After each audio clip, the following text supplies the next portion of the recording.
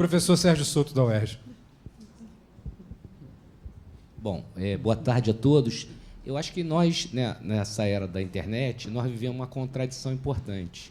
Nunca houve tanta informação disponível para um grande número de pessoas. Ao mesmo tempo, informação em estado bruto quer dizer muito pouca coisa. Por exemplo, se você diz que um navio custou 1 bilhão, você pode partir para um jornalismo de udenismo, que com isso você construiria tantas casas, alimentaria, daria não sei quantos Bolsa Família. Ou você pode ter uma visão de estratégia nacional, se é importante ou não você ter indústria naval.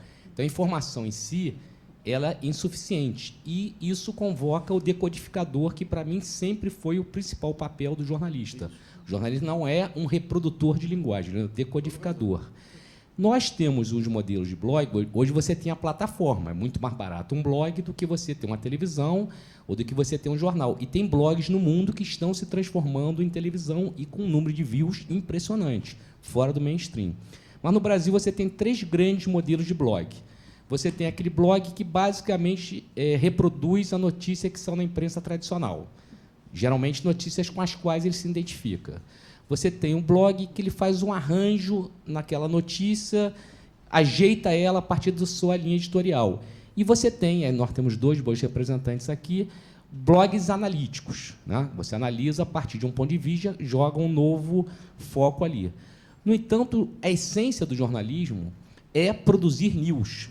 Quando a gente produz notícias, a gente produz um ordenamento de sentidos na sociedade que está extremamente desorientada com tudo que está acontecendo. O que eu queria perguntar, acho que mais especificamente para o Nassif, porque eu acho que o da Helena é mais de análise mesmo, se você projeta, num curto, médio prazo, a gente tendo blogs que efetivamente produzam notícias.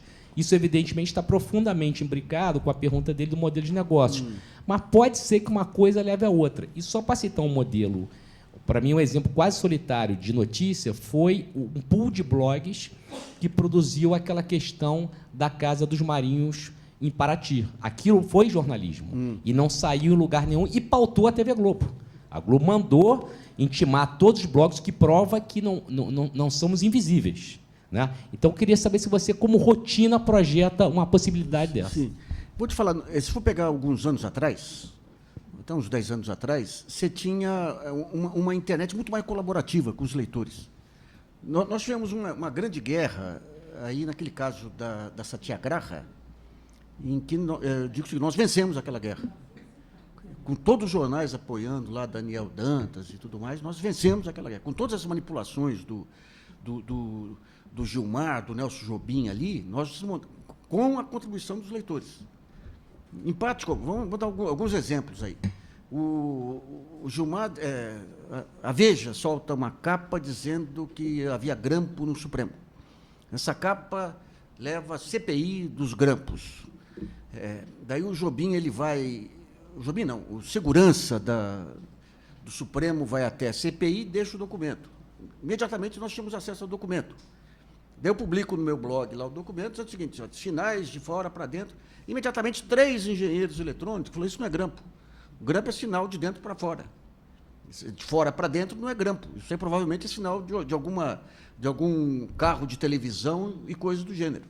Daí outro sujeito fala, mas vem cá, se fosse grampo, teria que ter... porque fizeram a varredura e não acharam o equipamento na tal sala do Supremo. Então, se fosse grampo, era tão pequeno que do outro lado tinha que ter um carro com uma super antena. Então, vem um outro leitor, pega o Google Maps lá e fala onde ele poderia estar.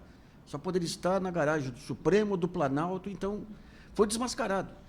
Quando veio aquele episódio da BIM, que a BIM tinha um sistema de grampo, que o Paulo Lacerda falava, nós não temos sistema de grampo. O Jobim leva na CPI um arquivo lá denominando todo o sistema de grampo lá. Aquilo vai para a internet, nós pegamos, um leitor, até professor de filosofia, faz uma pesquisa no Google e descobre que aquele arquivo era a home de um fabricante de um equipamento, não era da BIM. Então, ali houve muita coisa que nós desmontamos.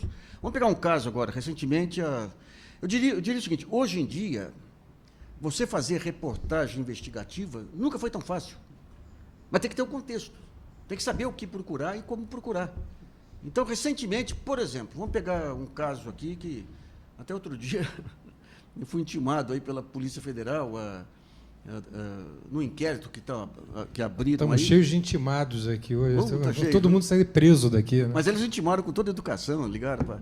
Mas a Veja, naqueles tempos tremendos do Eurípides Alcântara, que põe aquela capa que está o Lula com aquela cara de jararaca, aí, com aquele padrão Veja de sutileza, a Veja fez uma denúncia que o Departamento de Inteligência da Polícia Federal tinha feito um dossiê contra a Lava Jato e estava querendo entregar para alguém o dossiê.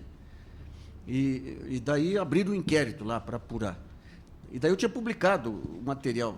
Eu nem sabia para que era o inquérito, daí, no dia marcado eu vou lá e mostro. Você tem acesso? Você já conhecia esse material? Conhecia. Quem que te passou? Eu falei, não, eles que copiaram de mim. Eu que tinha dado a matéria. É uma matéria bem interessante que, se fosse dada, digamos, pelos jornalões aí, acabava com a Lava Jato. Você tem um esquema de APAI, Associação de Pais e Amigos dos Excepcionais, que você tem gente bem intencionada na ponta e um esquema de corrupção monumental sem controle. Quem controlava no Paraná era o ex-senador Flávio Arnes. E eu entrei no tema por conta de uma amiga que tinha essa bandeira da educação inclusiva. Então, entro no site da Secretaria de Educação do Paraná, quando o senador era secretário de Educação. Ele tinha disponibilizado 450 milhões de reais para as APAES do Estado, para elas poderem competir com a rede federal, porque a rede federal tinha educação inclusiva, que foi implementada pelo Haddad lá. Daí eu vou lá escolho lá, Nova Califórnia, uma coisa assim. Chego lá, entro no site deles, eles tinham um clube para 4.500 pessoas. E tinha uma escola privada, tudo em cima das verbas da APAE. E daí diziam que a escola privada era para os alunos da APAE poder conviver com os demais alunos. Daí você liga para lá e fala, quando que tem essa convivência? É uma vez por ano, que tem uma festa X. Daí vem o leitor, passa, olha, dá uma olhada lá no Tribunal de Justiça do Paraná, as ações das APAES. Eu entro nas ações das APAES, todas elas eram de um sobrinho do senador Flávio Arnes, Marlos Arnes. Quem que era o jurídico das APAES? A esposa do Sérgio Moro. Daí você investiga um pouco mais e descobre que o irmão do Marlos Arnes é dono de uma escola de educação à distância jurídica. Quem são os professores? Procuradores e delegados da Lava Jato. E daí a Cata Preta se manda, quem que assume a delação premiada? O milionário mercado, o Marlos Arnes lá, que, por sua vez, estava envolvido em um monte de rolo com as empresas estatais do Paraná. E tudo isso em meio-dia, tendo as fontes e sabendo pesquisar. A grande dificuldade que você tem hoje é que os jornais, para você entrar pegar informação em junta comercial, ou Tribunal de Contas, você tem que ter um mínimo de noção sobre o que é o negócio, para separar o que é sacanagem. Quando começou esse acesso a... Como é que chama o sistema de contabilidade do governo lá? O CIAF.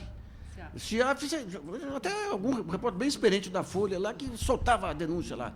Pegamos no CIAF o pagamento X. Ué, se está no CIAF é regular. Aquilo é o oficial, não é o Caixa 2, né? Então, digamos, as informações hoje estão disponíveis para todo mundo. Agora tem que ter braço. Se a gente tivesse mais recurso lá e mais repórter lá, por exemplo, uma coisa simples que foi feito lá por uma repórter nossa lá, aliás, é o Siri, da Metodista, aliás. Até, eu vou te falar, as faculdades hoje, no meu tempo, a gente falava o seguinte, com 6 meses de redação, você aprende tudo que você não aprendeu na faculdade. Eu tenho participado de algumas bancas e eu digo o seguinte, cuidado, porque com 6 meses de redação vocês podem desaprender tudo que vocês aprenderam na faculdade. As faculdades estão entregando um pessoal muito mais preparado do que aquele que sai da redação um ano depois. Eles desaprendem, pô. Então, o que essa moça fez? Ela pegou todos os depoimentos que estão em vídeo da Lava Jato e começou a pegar aqueles trechos em que começava a entrar o PSDB e os procuradores tiravam. Começava a entrar o PSDB e os procuradores tiravam. Então, digamos, hoje, se você tivesse uma estrutura um pouquinho mais robusta, é muito fácil hoje você fazer jornalismo, mas é muito mais fácil fazer o jornalismo investigativo do que em qualquer outro tempo. Agora, quem tem recurso não tem conhecimento. Quem tem conhecimento não tem recurso. Um dia as duas coisas se juntam. Aliás, esse é um dos objetivos de estar reunindo tanta gente aqui de mídia independente. Só um adendo, né? Um adendo não, só para frisar uma coisa importantíssima que ele falou. Nunca foi tão fácil fazer jornalismo investigativo como hoje.